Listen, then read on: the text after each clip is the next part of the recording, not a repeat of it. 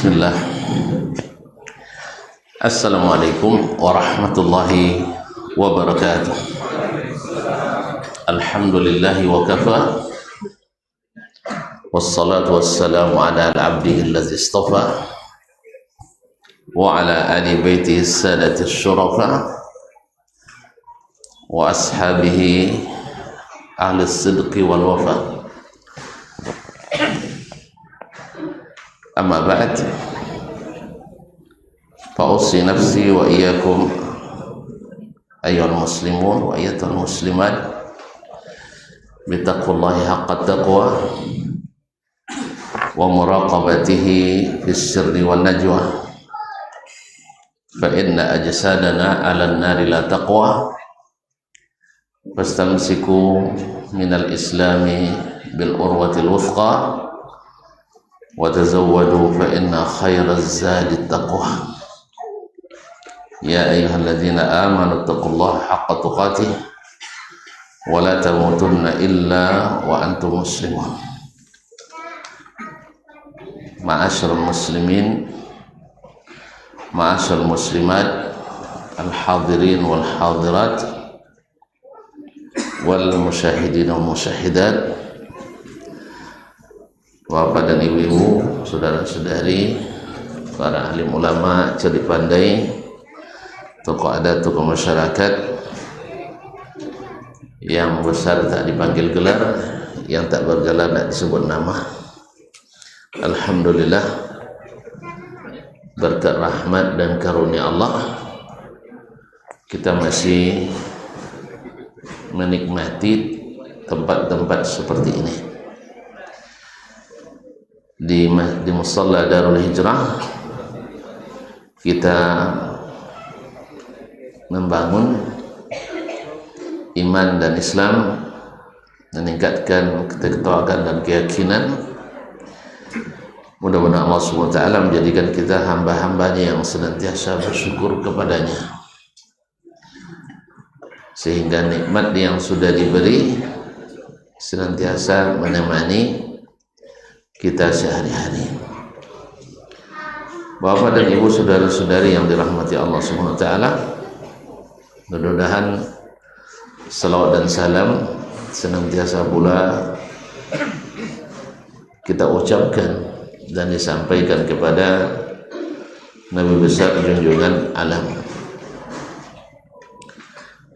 Mudah-mudahan dengan salawat dan salam kita berhak bergembira menerima syafaatnya pada hari kiamat nanti. Ma'asyiral kiram yang dirahmati Allah Subhanahu wa taala, kita juga tak lupa berdoa kepada Allah Subhanahu wa taala untuk orang tua kita, ayah, ibu, saudara dan kerabat kita, para guru, ustaz dan ustazah, serta seluruh kaum muslimin dan muslimat, khususnya saudara-saudara kita yang pada beberapa hari ini, baik di dalam maupun di luar negeri, yang menghadapi berbagai ujian dan cobaan di Sumatera Barat, Sumatera Utara, dan di Aceh. Semoga Allah mengangkat musibah mereka dan menerima yang korban menjadi barangkali jadi syuhada, dan yang hilang segera ditemukan, dan yang sakit Allah sembuhkan, dan yang penting mereka diberikan keimanan dan kesabaran. Bagi kita mungkin juga jadi pelajaran berharga supaya tidak membuat kerusakan di atas permukaan bumi, dari atas sampai ke bawah. Dan sebesar-besar kerusakan adalah kesyirikan yang kadang-kadang diresmikan, atau pengerusakan alam yang juga berangkat dari keyakinan dan akidah yang keliru. Semoga para pengambil kebijakan negeri ini memberikan atau tidak melanggar aturan-aturan yang sudah ditentukan. Amin ya rabbal alamin. Dan musibah bisa jadi ujian, bisa jadi teguran. Semoga semuanya menjadi menarik hikmah dan faedah dari semuanya. Amin ya rabbal alamin. Kaum muslimin dan muslimat dirahmati Allah, untuk itulah kita selalu harus membangun, membina iman kita dengan senantiasa di majelis-majelis ilmu. Kita tidak tahu apa yang akan dilakukan Allah terhadap kita, tapi di saat itu terjadi, mudah-mudahan kita dalam keadaan taat dan husnul khatimah. Amin ya rabbal alamin. Bapak dan ibu, saudara-saudari yang dirahmati Allah Subhanahu wa taala, melanjutkan kajian kita melalui kitab Kasyfus Syubuhat, di mana pada pertemuan sebelumnya sudah disebutkan oleh Syekh bahwa sudah dipastikan bahwa Rasulullah sallallahu alaihi wasallam menyerukan tauhid yang paling penting adalah tauhidul uluhiyah. Bukan yang lain tidak penting, tetapi fenomena syirik padanya tidak seperti fenomena syirik pada tauhidul uluhiyah. Sudah disebutkan olehnya berbagai dalil bahwa orang-orang Quraisy yang dihukum musyrikin itu mengakui pencipta hanya Allah, yang menghidupkan dan mematikan, yang memberi rezeki hanya Allah, dan bahwasanya pemilik satu-satunya hanya Allah. Bahkan yang mengabulkan doa sesungguhnya hanya Allah. Tetapi mereka melakukan kesyirikan, yaitu menjadikan perantara-perantara antara mereka dengan Allah Subhanahu wa taala, yang notabene adalah para wali, malaikat, orang-orang saleh dan lain-lainnya, yang dijadikan sebagai wasail yang tidak diizinkan Allah. Tapi menurut mereka, tanpa ilmu, tanpa wahyu, Allah mengizinkannya. Dasarnya adalah ilmu kira-kira dan ilmu rasa-rasa. Mereka tidak punya ilmunya. Ma lam ya'zam bihillah, ma anzalallahu biha min sultan. Tetapi mereka bersitegang dan bersikeras untuk mengatakan itu disyariatkan.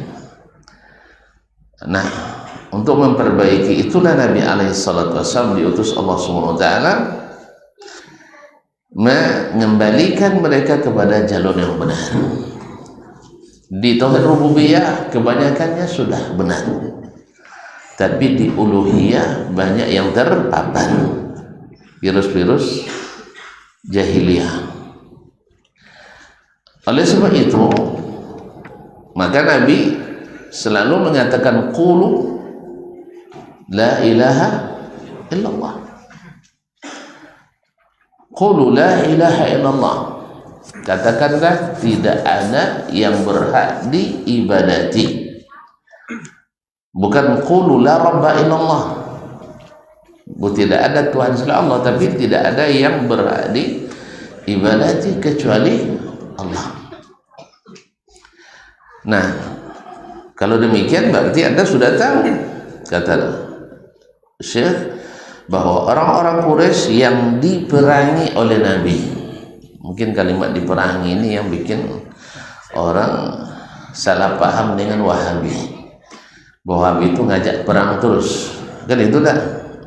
Jadi ini yang ada yang membaca ini juga ini, ya, salah seorang tokoh Aswaja. Nah, ini contohnya diperangi oleh Nabi, kata. Seharusnya mungkin Syekh lebih bagus bilang yang memerangi Nabi, ya. Ya karena mereka Allah Nabi disuruh oleh Allah. Perang itu kalau disuruh namanya jihad. Tapi kalau perang itu dilarang namanya jihad. Nah, kalau perang itu sesuai dengan kaedah, maka itu jihad. Tapi kalau perang itu tidak sesuai dengan perintah, namanya jihad. Jelas? Nah, maka jihad tidak bisa dihapuskan sampai hari kiamat, kecuali oleh orang-orang jahat. Orang jahat yang menghapus jihad. Karena mereka ketika sebut perang, terbayanglah perang Belanda menjajah Indonesia dan dihabisinya kita. Perang Jepang menjajah Indonesia, Inggris menjajah Amerika, menjajah juga kan. Mereka tidak bayangkan perang Nabi alaihissalam kan sudah ceritakan ketika terjadi perang Badar. Awalnya tak mau perang, tetapi karena pasukan Quraisy datang menyerang, akhirnya terjadi perang. Tapi alhamdulillah menang. Alhamdulillah menang. Untuk membuktikan bahwa kemenangan itu bukan dengan kekuatan senjata semata, tetapi adalah kekuatan iman dan pertolongan Allah Subhanahu wa taala. Lihat bagaimana para tawanan perang yang baru saja hendak membunuh sahabat, yang baru saja nak mencelakai sahabat, nak melukai sahabat, sekarang diperintahkan Nabi alaihissalam untuk melayani mereka. Sampai diceritakan oleh sahabat, bukan sahabat ceritakan, mereka sendiri. Al-Walid ibn al-Walid, saudara Khalid ibn al-Walid yang tertawan waktu itu, ini yang membuat dia ingin masuk Islam.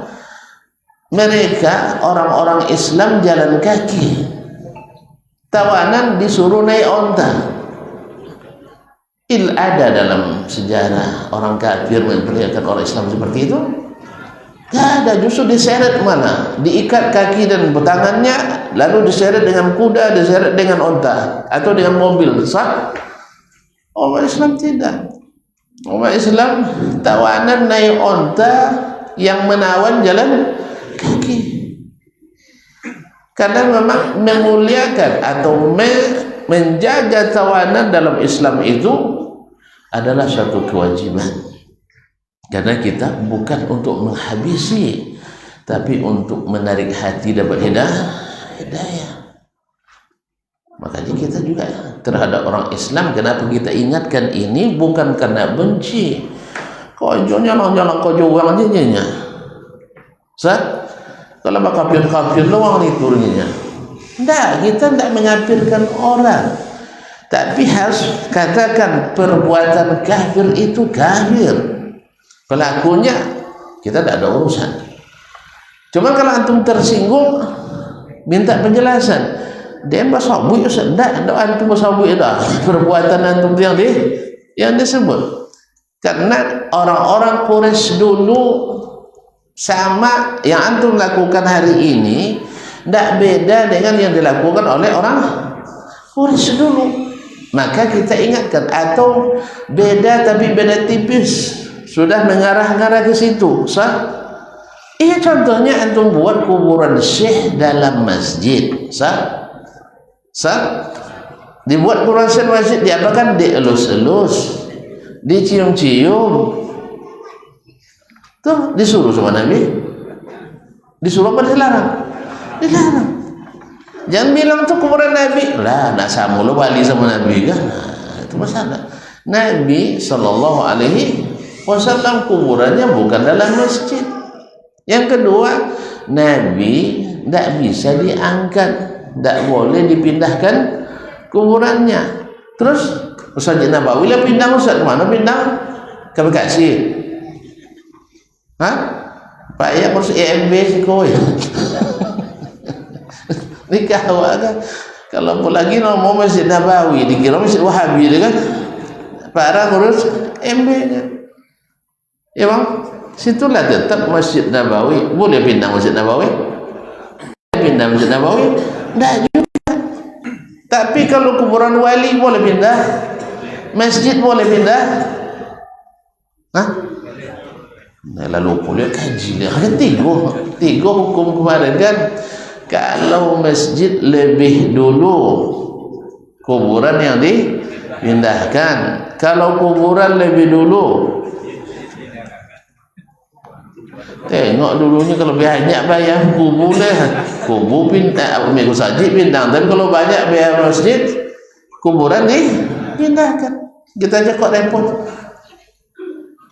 Jadi kaum muslimin, cuma lucunya kita mindah kuburan untuk buat bersaji, wow. Tapi pindah kuburan untuk buat jalan, tak apa je lah. Baru kalau jalan bersaji gitu lah. Karena salah kaji tadi.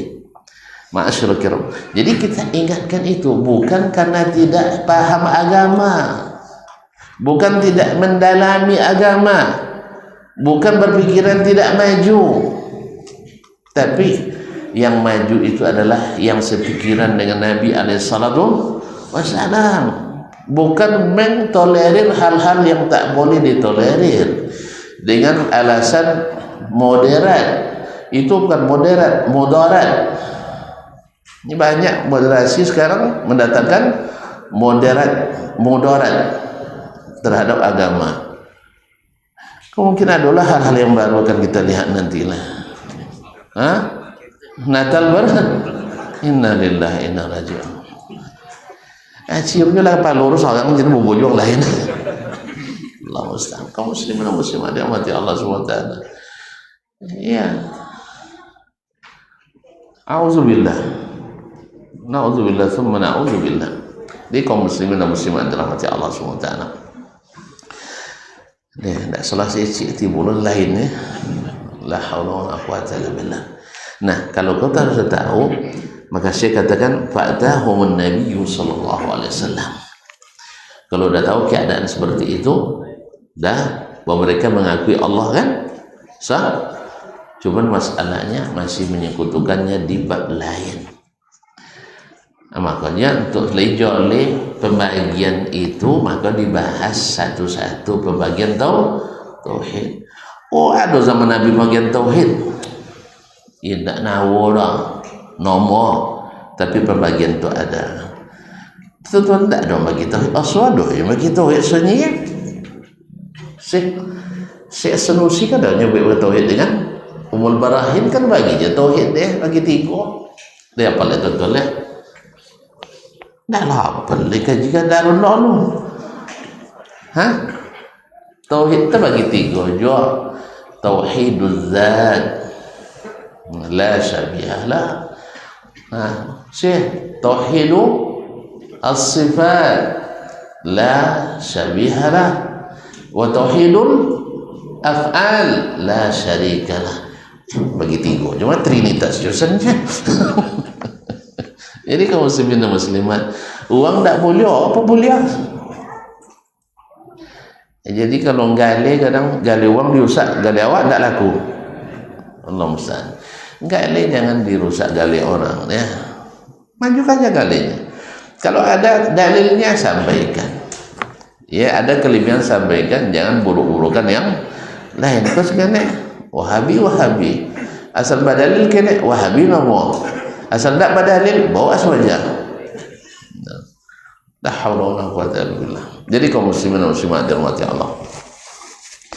Jadi fa'atahu Nabi sallallahu alaihi wasallam yad'u ila kalimatit tauhid. Lalu datang Nabi kepada mereka mengajak mereka kepada kalimat at-tauhid. Apa kalimat tauhid yang diajarkan?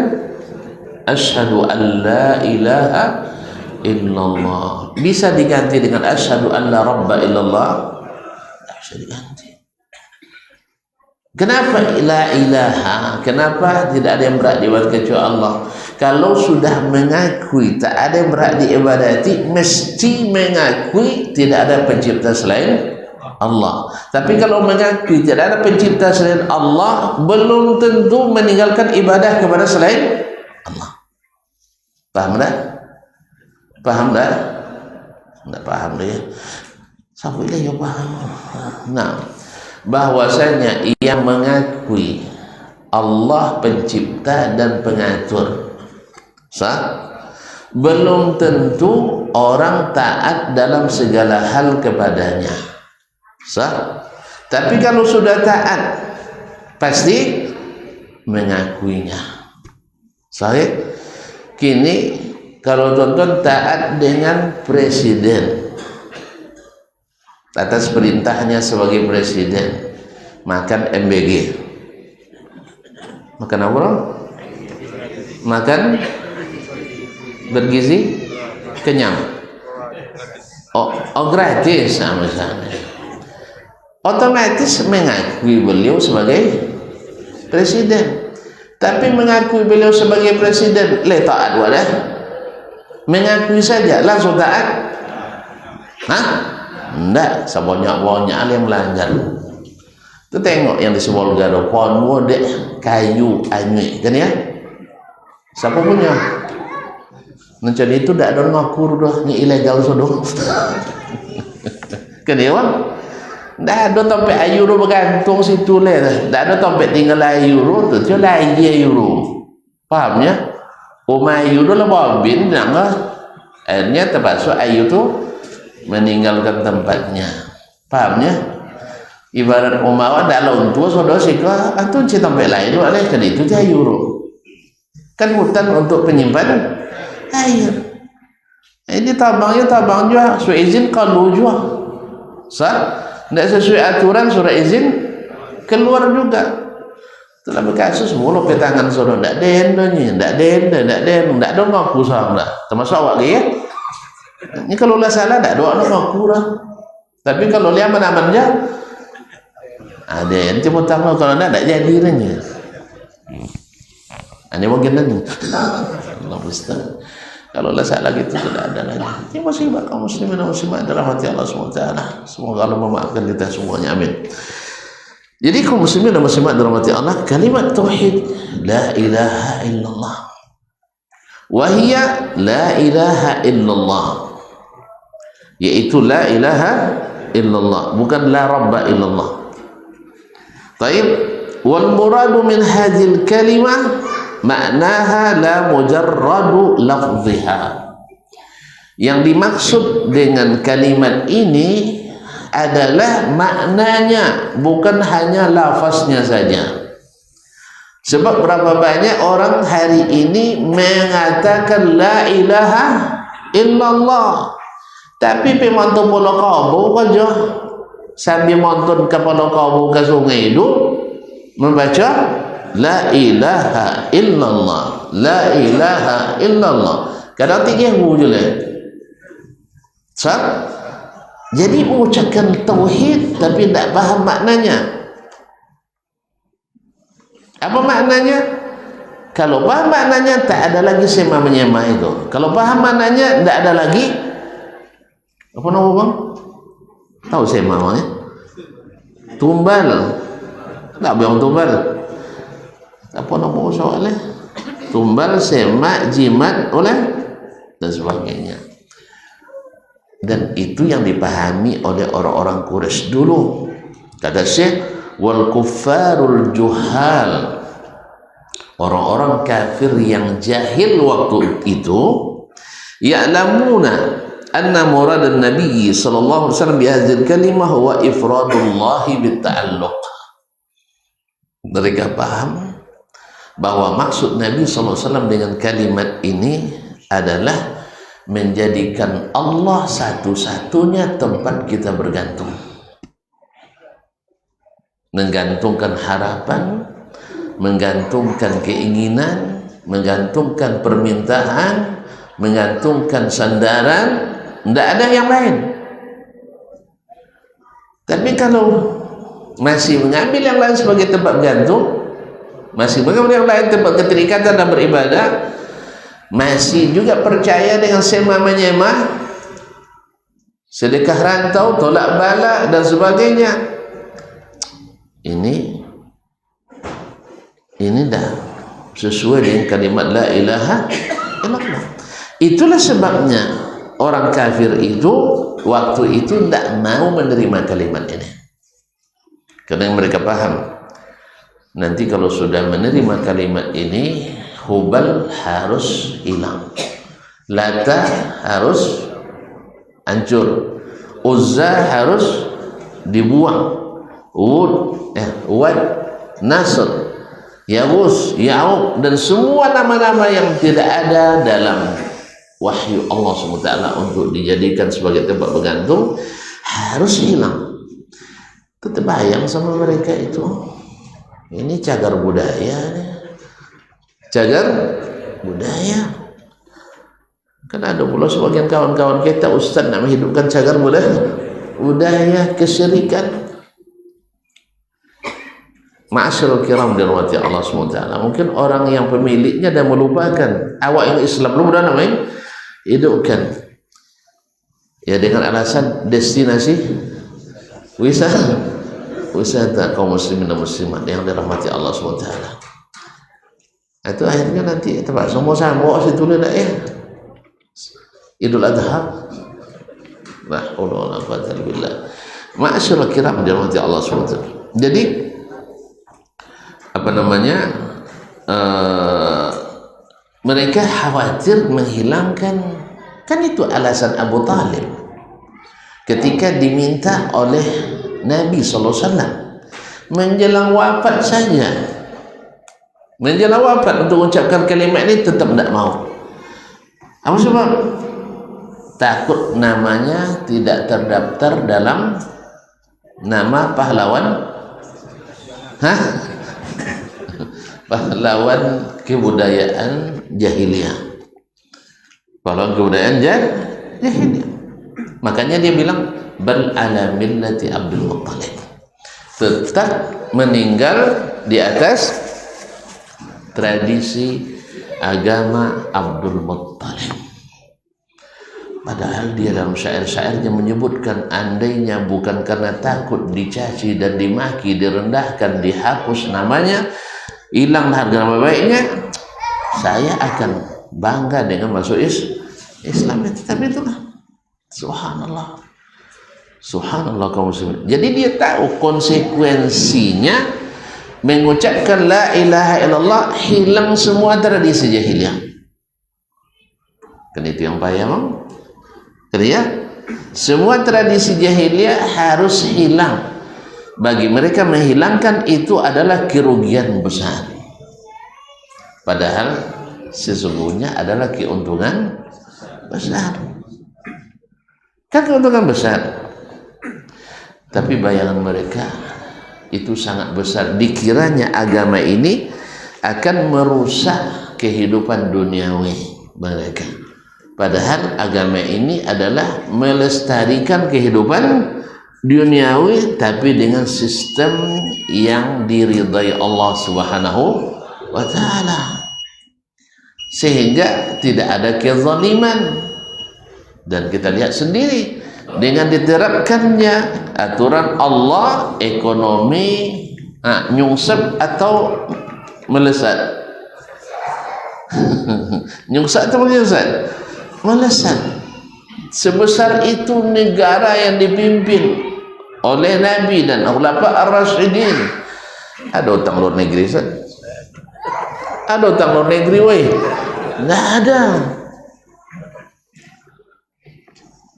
Kemudian ada orang yang ada musikin, payah makan, nggak ada. Sampai Umar bin Abdul Aziz di masanya orang berjalan dari Sana'a di Yaman sampai ke Baghdad di Irak. Berapa jauh, Ustaz? Lebih kurang 90 kilonya ya. Nggak ada yang mau menerima zakat. Lenawo negara macam itu gini. Woi, dangonya kan di Surabaya tu bagi zakat 25.000 kan.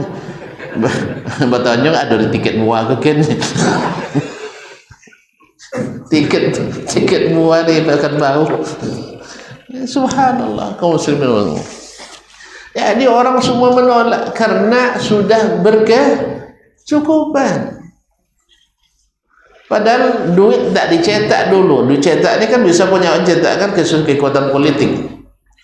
Tapi Masya Allah, uang yang hitungannya sedikit tapi nilainya tinggi.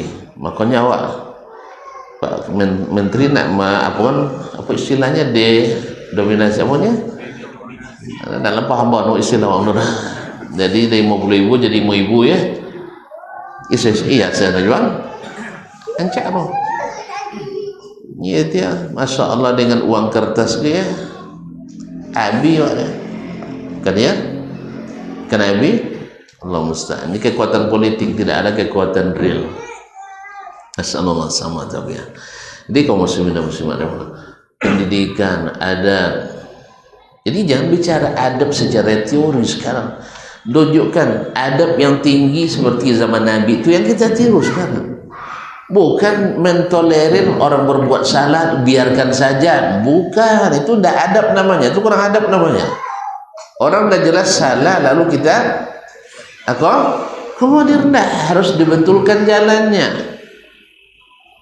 Ini ada bilang tak beradab katanya kan, karena menyalahkan orang. Nabi itu itulah kerjanya dulu. Yang salahnya dibilang salah, yang betul dibilang betul. Kalau seandainya Nabi itu kerjanya membetulkan saja, tidak akan diperangi sama orang tuh. Tuhan tuh bilang Nabi tidak beradab. Karena pernah ditanya di pertanyaan kajian subuh kan, Ustaz, orang-orang ini kerjanya menyalah-nyalakan aja, tidak beradab Ustaz katanya. Terus saya bilang, Nabi beradab enggak Pak? Itu enggak, pasti bilang beradab kan? Nabi pernah tidak menyalahkan. Tidak ada dosa, tapi diperangi di orang Quraisy. Hai manusia, yang kalian lakukan ini benar semua.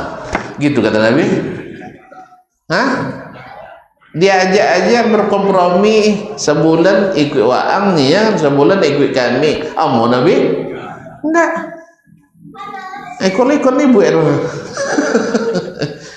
Tiba Natal mau sama lawa, ayo mau sama lawa. Tuh. Ya hebatlah pada Nabi lah ya. Ya, berarti Nabi menyalahkan Pak Zul. Tapi Nabi tak kurang adab.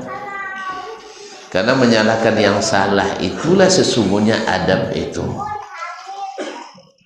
Yang membenarkan yang benar itulah sesungguhnya adab itu. Supaya yang salah jangan dominan. Ini gara-gara dibiarkan akhirnya yang salah jadi mendominasi. Karena dianggap benar saja. Ma'asyal kiram rahmati Allah, cuma resikonya seperti tadi. Nasallallahu alaihi wasallam. Pas waktu la ilaha illallah. Ulang lagi nanti ya, setelah sholat atau setelah pulang? Setelah azan. Ya loyo mbak nah, nyelang azan lah loyo. Tambah sedikit aja insyaallah. Ya kita azan dulu.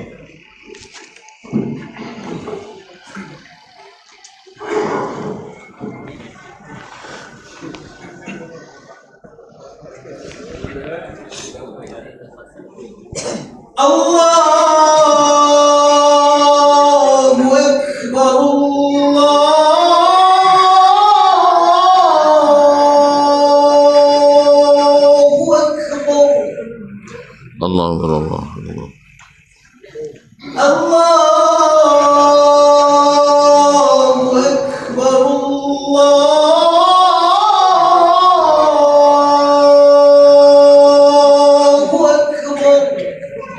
Allahu Akbar.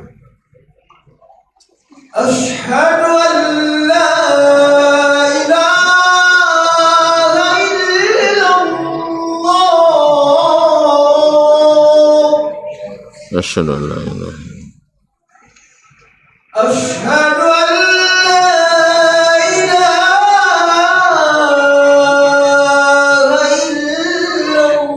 illallah. Asyhadu an la ilaha. أشهد أن محمدا رسول الله. أشهد أن محمدا. أشهد أن محمدا رسول الله. أشهد أن محمدا. حي على الصلاة.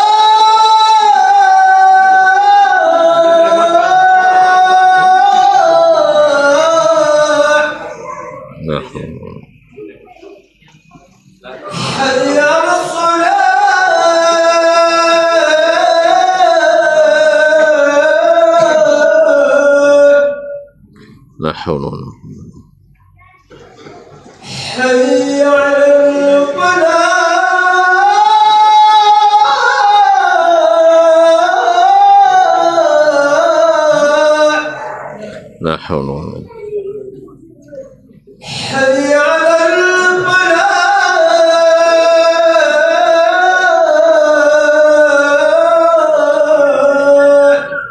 La haula wala quwwata. الله أكبر الله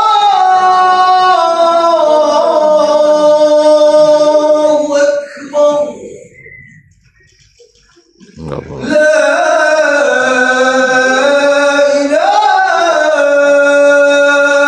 إلا الله وأنا أشهد أن لا إله إلا الله. اللهم رب هذه الدعوة التامة والصلاة القائمة.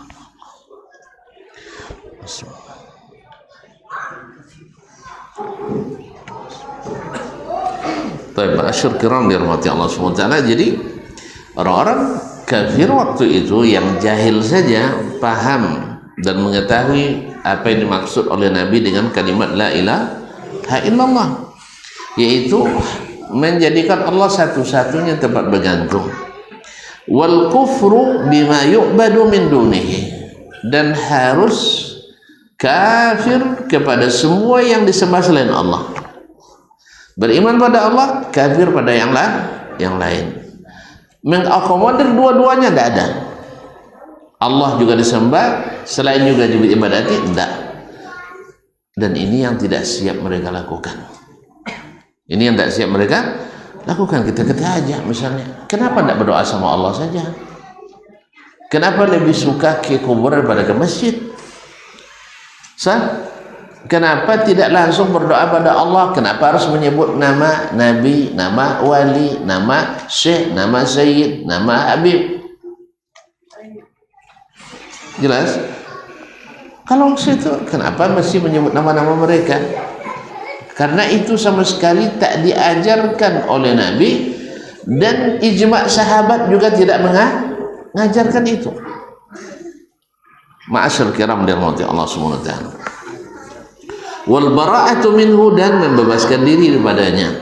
Fa innahu lamma qala lahum, karena Nabi sallallahu alaihi wasallam tatkala mengatakan itu kepada mereka, qulu la ilaha illallah, katakanlah la ilaha illallah. Qalu, mereka menjawab. Apa jawaban mereka? Aja'alal alihata ilahan wahidah, inna hadza la syai'un ujal. Mereka mengatakan, ketika dikatakan oleh Nabi SAW bersurat, Allah ceritakan jawaban mereka pada Nabi. Apakah dia nak menjadikan Tuhan yang banyak ini menjadi satu? Allah sama ya, nak menjadikan Tuhan yang banyak menjadi satu. Tapi kan antum mengakui bahwa tidak ada pencipta pengatur kecuali Allah, tapi pas ibadah kok dibawa yang lain. Naam. Itulah makanya mereka tak nyaman sebenarnya. Tak nyaman dengan banyaknya Tuhan itu. Karena hatinya berkait ke berbagai arah. Beda dengan orang yang bertauhid, dia hanya pada satu arah saja, yaitu kepada Allah Subhanahu wa ta'ala. Nah, maka mereka katakan inna hadza la syai'un ujab, ini sesuatu yang ajaib. Kenapa terjadi seperti ini? Padahal kita sudah terbiasa dengan banyak sembahan. Aja'alal ma'budan wahida, fadalla ala annahum arafu ma'naha. Ini menunjukkan bahwa sesungguhnya mereka sebenarnya paham makna la ilaha illallah. Itu jawabannya. Berarti kalau ucapkan la ilaha illallah, hilang semua Tuhan yang lain. Hilang semua tempat berharap yang lain, hanya kepada Allah Subhanahu wa ta'ala. Maka mereka katakan, ini ajaib ini. Ini ajaran tidak pernah kami dengar. Ya, gimana tidak dengar? Tidak pernah buka telinga. Gimana tidak dengar? Tidak ada ulama yang mengajarkan itu. Gimana nak mendengar? Semua masyayikh kita hanya mengajarkan itu. Tapi kalau itulah makanya diutus oleh Allah SWT Nabi Muhammad SAW untuk meletakkan, mengembalikannya kepada bangunan asal, yaitu la ilaha illallah. Karena memang banyak rusak di umat-umat, semuanya adalah masalah ibadah ini. Karena itu bisa dipermainkan. Kalau mempermainkan keyakinan ada pencipta selain Allah, ini susah diterima. Iya, khususnya yang pengikut agama samawi, yang itu susah diterima. Tidak percaya orang ada dua pencipta selain Allah sah.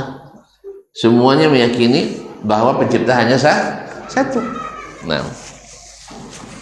tapi kalau untuk mengatakan, kalau saya pergi ke kuburan si fulan itu Syekh Fulan, itu banyak itu, tentram hati, nyaman perasaan sah.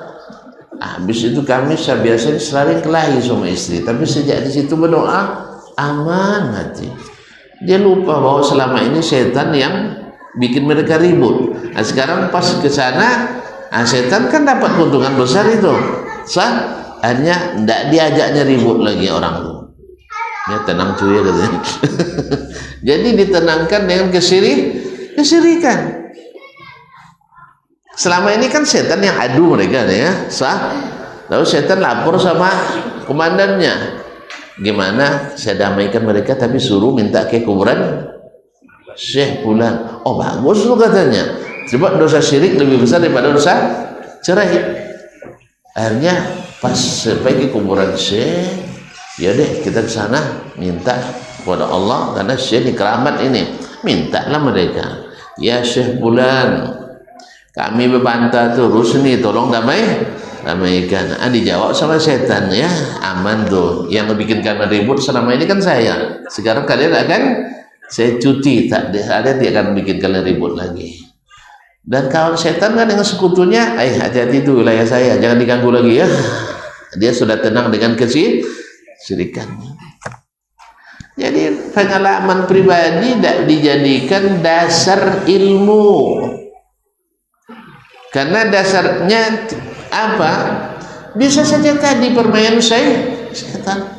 Atau masya Allah ketika saya misalnya berkelambu di masjid di surau itu, masya Allah terbuka hijab, sah, langsung mendengar titah dari Allah Subhanahu wa taala, haddatsani rabbi, haddatsani qalbi an rabbi. Berarti surau itu terkenal melahirkan syekh-syekh besar, dapat ilmu laduni, ilmu laduni. Gimana dia membedakan ilmu dari Allah dengan ilmu dari syaitan? Tidak pernah duduk dan beradu lutut dengan para ulama. Hanya dengan berkelambu sebulan, 10 hari sebulan, langsung jadi keramat. Syaitan banyak cara untuk ini kan. Masih ingat kisah syekh besar sufi di Sudan, masih ingat Syekh Hamid Adam? Tidak lupa pula ya. Malaikat yang berteman dengannya selalu, ya, bila anggotanya menikah, maka nikah anggotanya dengan istrinya nikah zahir, tapi istri anggotanya itu nikah dengan beliau nikah batin. Mana lebih kuat nikah batin daripada nikah zahir? Batin lah. Kalau nikah batin Allah yang langsung nikahkan. Kalau nikah zahir wali yang nikahkan. Maka seperti mana halal dinikahkan oleh wali, lebih halal dinikahkan oleh Allah. Maka tidak jarang syekh lebih dulu daripada suami aslinya. Siapa yang suruh? Malaikat. Dia orang cerdas itu. Cerdas, cuman itu yang diterimanya sejak kecil. Hafiz Quran iya, tapi Al-Quran digunakan untuk memanggil syaitan. Kalau bukan karena Allah, kemudian ada seorang ulama dari jemaahnya, maksudnya dari kerabatnya, yang kasihan melihat dia orangnya orang hebat, memang cerdas, umur masih kecil sudah hafiz Quran. Orang tuanya dulu ingin dia jadi ulama besar, cuman salah parkir, kata Ahmad. Salah parkir, masuk ke pesantren. Pesantren titik-titik.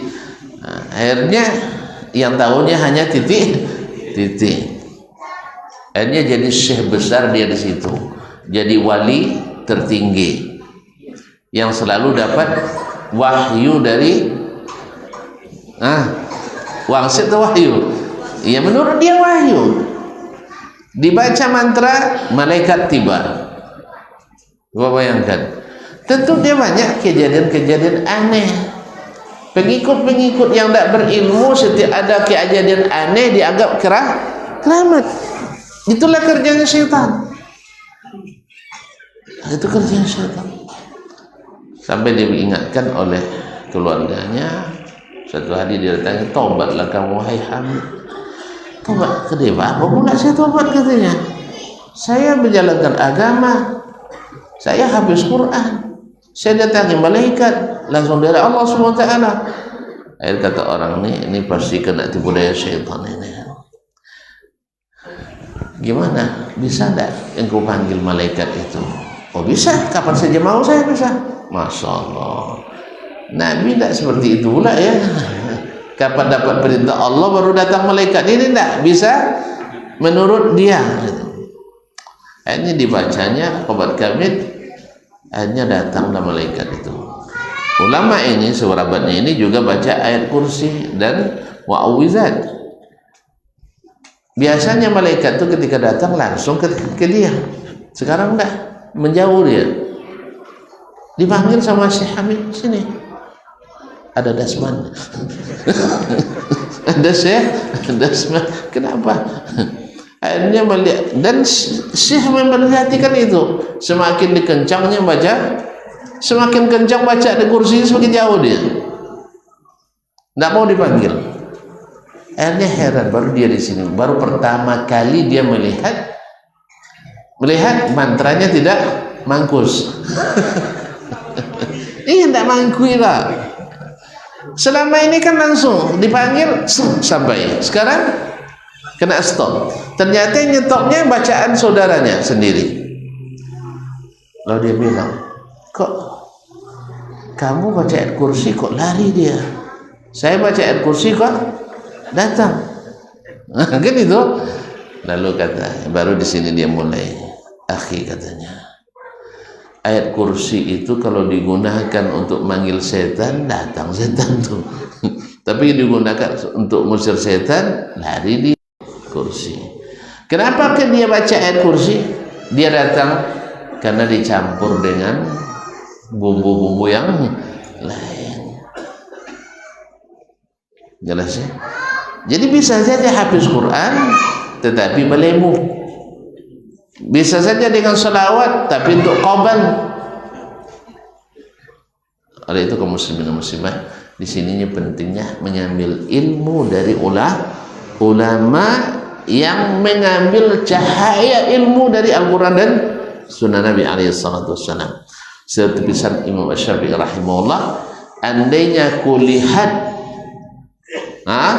hatta law ra'aitu yamshi 'ala al-ma' aw yatiru 'ala al-hawa fala budda min raddiha ila sunnah. Walaupun berjalan di atas air, bisa terbang di udara, syekhnya kita lihat bagaimana dia menyikapi sunnah Nabi SAW. Kalau tidak berilmu tentang sunnah, tidak diamalkan sunnah, walaupun tadi bisa menghilang, bisa menahan hujan. Nah, sunnah sampai banjir kebanyakan bisa nahan hujannya. Kalau lah ilmu tuh, itahanlah. Jenuh jadinya kalau dulu ditahan je, dalam longsor itu ditahan je. Itu tandanya omong kosong. Omong kosong. Ya, bukan gembira, tidak. Itu bukti bahwasanya yang punya ilmu itu hanya omong kosong untuk mempermainkan syaitan, mempermainkan akal mereka, mempermainkan hati mereka. Dan ini contohnya. Akhirnya dengan izin Allah SWT baru dia sekali ini mendengar dapat ilmu dari orang yang berilmu. Selama ini kan lingkungan itu aja, parkirnya di situ terus, tidak pernah keluar itu dianggap benar, dia boleh yang paling besar di situ. Tapi Allah ingin selamatkan beliau dengan melalui ulama jadi yang mengerti Al-Quran dan Sunnah berdasarkan manhaj as-salafus salih. Alhamdulillah akhirnya beliau menjadi dai besar untuk mengingatkan umat dari yang dulu beliau hampir terjerumus selamanya. Orang cerdas semua. Semoga Allah menguatkan dan mengistiqamahkan beliau. Ma'asyarul kiram dirahmati Allah SWT. Jadi orang-orang itu langsung menjawab, apakah dia nak jadikan sembahan yang banyak ini menjadi satu? Oh, tidak bisa. Tidak bisa, nanti kualat. Gimana nanti? Ini syekh kiai kami dikira tidak berilmu. Ada itu lagi. Kecil tidak berilmu loh kiai kami itu. Cik Wahabi berilmu kan itu lagi lah. Jadi oleh sebab itu mereka tolak Nabi alaihissalatu wassalam. Kemudian juga diceritakan Allah SWT dalam surah As-Saffat ayat 35 dan 36, innahum kanu idza qila lahum la ilaha illallah yastakbirun. Sesungguhnya mereka bila dikatakan kepadanya la ilaha illallah, mereka sombong. Kenapa mereka sombong? Tadi tidak mau menjadikan sembahan hanya satu, harus banyak. Dengan apa cara menyembah? Dengan berdoa. Mereka sombong. Makanya Abu Talib itu kena penyakit ini, sombong. Apa itu sombong? Menolak kebenaran. Ini definisi Nabi. Menolak kebenaran itu sombong. Siapapun yang menolak kebenaran itu sombong, walaupun suaranya mendayu-dayu, ya, walaupun suaranya lembut-lembut, tapi menolak kebenaran itu orang sombong. Jelas? Nah, wa yaquluna a inna la tariku alihatina li syairin majnun. Apakah kita akan mau meninggalkan sembahan-sembahan kita hanya karena ikut seorang penyair? Penyair itu pemusik ya? Iya. Seorang penyair yang gila. Jadi Nabi itu dianggap sebagai penyair gila lagi. Tonton masih beruntung belum pernah disebut orang gila. Nabi dibilang gila sama mereka. Kenapa dibilang gila? Beda kaji. Padahal Nabi berilmu, mereka jahil. Tapi kalau orang jahil selalu memusuhi ilmu, itu sudah biasa. Ma'asyarul kiram dirahmati Allah. Naam, ditambah lagi tokoh-tokoh agama yang memang suka membela yang batil. Ada tokoh agama yang suka membela yang batil? Banyak ya. Enggak dulu, bukan sekarang sekarang enggak ada payah ngitungnya. Sekarang enggak ada tokoh agama yang bela kebatilan. Payah ngitungnya. Nah, iya. Payah metongnya. Saking banyaknya. Iya. Asal banyak kajian lah, segelisati. Yang prestasi tertingginya membubarkan kajian. Asal dangunya kajian Sunda ya, hanyalah buat makar tokoh agama.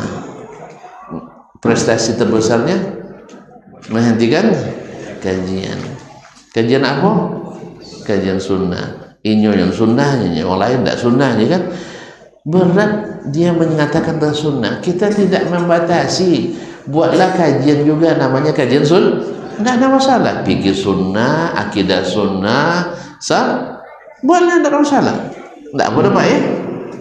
Dulu ada di suatu tempat di mana teman, dibuat spanduk kajian sunnah dalam kurung bukan Wahabi.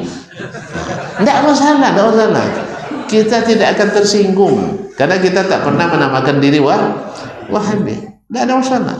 Buatlah misalnya kajian sunnah di masjid ini, buat dalam kurung bukan Salafi Wahabi, tidak akan tersinggung, tidak masalah. Kok sangat anti sekali dengan kalimat sunnah ini, padahal ahlusun sunnah. Makanya jangan dibuat namanya musola sunnah, enggak. Nah, nanti banyak yang tersinggung. Ya, enggak usah dibuat nama-nama. Nanti bikin pula nanti jurnal sunnah, apa namanya? Goreng nasi sunnah nanti jangan. Enggak usah pakai-pakai. Karena banyak yang tersinggung. Banyak tersinggung padahal ahli sunnah tapi tersinggung dengan istilah sunnah. Aneh juga ya. Akhirnya jadi prestasi terhebatnya sering menghentikan kajian sunnah. Mantap. Nah, ma'asyarul kiram dirahmati Allah SWT, izan bertauhid huwal haq wa huwan nur. Tauhid itu adalah yang hak, dia cahaya. Lakinna uqulahum fasadat, tapi akal mereka sudah rusak. Tidak bisa lagi membedakan mana yang benar, mana yang salah. Kalau akal sudah rusak, tidak bisa membenarkan mana yang benar, mana yang salah. Itulah maka akal-akal seperti ini selalu semboyannya jangan menyalahkan. Padahal dia sendiri suka itu menghentikan kajian karena menyalahkan atau karena membenarkan ini. Jawablah yang serius. Karena menyalahkan enggak? Ya, antum nulis seperti itu sudah menyalahkan juga. Ada sebagian orang yang hanya menghafalkan kitab saja, hanya mengulang-ulang Al-Quran dan hadis, tapi tidak melaksanakannya. Menyalahkan atau enggak? Narasi seperti menyalahkan atau enggak? Sama aja.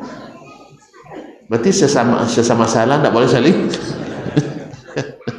Tidak ada di dunia ini orang yang bisa tidak menyalahkan, tidak ada. Terus kenapa semboyannya tidak boleh menyalahkan? Salahkan aja lah, tidak ada masalah. Kita siap salah. Tapi bukan melarang orang menyalahkan. Tiba-tiba Anda juga suka menyalahkan. Salahkan aja lah, tidak ada masalah. Nah, karena kita siap salah. Ya, karena kalau disalahkan itu jelas mana yang salah, mana yang benar. Nah, wa afsada mizajah atau mizajah syirk, karena sudah dirusak perangainya oleh syirik. Li'anna nasya'at alaihi wa alifatuhu, karena sudah tumbuh dan biasa dengan kesyirikan itu. Ma'asyiral kiram rahmati Allah, fasara la tastankiru, sehingga syirik itu tidak diingkarinya lagi. Sudah terbiasa. Bahkan justru yang akan diingkari orang yang mengingkarinya. Karena mohon maaf, banyak orang seperti yang kita lihat dan kita dengar sendiri langsung, orang yang pergi ke kuburan Syekh Fulan lalu minta jodoh di situ, itu bukan syirik katanya. Tidak syirik namanya. Tapi nama tawassul. Istighasah. Kalau istighasah kubro yang nomornya, ya. Tapi kalau itu tidak syirik, ya minimal jalan menuju syirik. Tidak ada anjuran berdoa ke kuburan wali, nggak ada. Tidak ada anjuran bertawassul kepada zat dan kemuliaan wali, tidak ada yang sahih. Dan tak ada pula sahabat setelah Nabi wafat datang ke kuburan Nabi. Untuk itu kalau ada pasti dipalsukan orang. Oleh itu kaum muslimin dan muslimat dirahmati Allah SWT, karena sudah rusak, akhirnya mereka terbiasa dengan itu. Seperti orang yang sakit, dah sakit menahun, yaitu di baik kono dek sakit pilek, sakit cunda, nyela biasa. Dah biasa dengan dosa besar, dosa kecil tak terasa. Jadi sehingga ketika kita berikan yang manis, baginya pahit.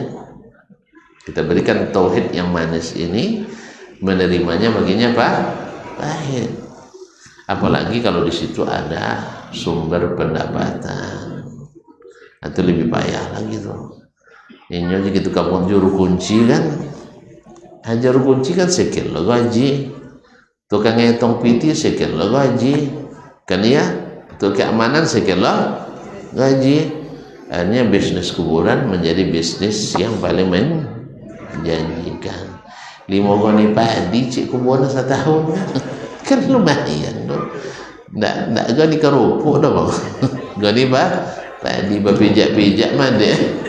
Nah 5 goni cik kuburan nggak menggiurkan no? Berapa binti segoni tu bang? Kita kau 1,000 lah dah lu sedih kan? Banyak. Sehingga untuk membangun kuburan tak pernah kurang dana. Bangun masjid saja SD tu dulu ya, lu kayak tangguk je udah tepi jalan tu di situ nah, sampai kini masjid lu je sudah bah dah sih sudah tak impak lah, tapi jalan di tengah jalan tu SD dulu ni bang, lama makin tangguk tu kan. Sampai kini payah makin alunya sudah masjid lah, tapi kuburan lah banyak sudah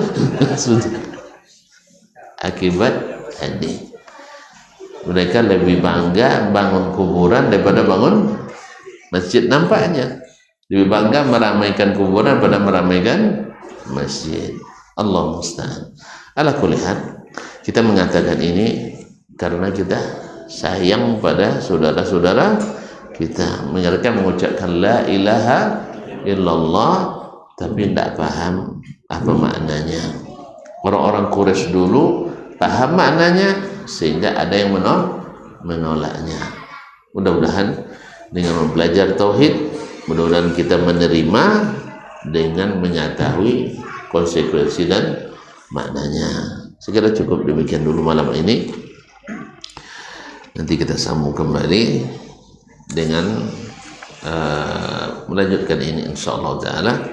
Karena saya mengatakan kalau orang jahiliyah saja paham, aneh ketika sebagian orang yang dianggap berilmu hari ini tidak paham. Mudah-mudahan Allah beri kita waktu untuk kembali bertemu di lain waktu insyaallah taala. Wabillahi taufiq wal hidayah. Wallahu taala alam wa sallallahu ala nabiyyina Muhammad wasallam. Wassalamualaikum warahmatullahi wabarakatuh.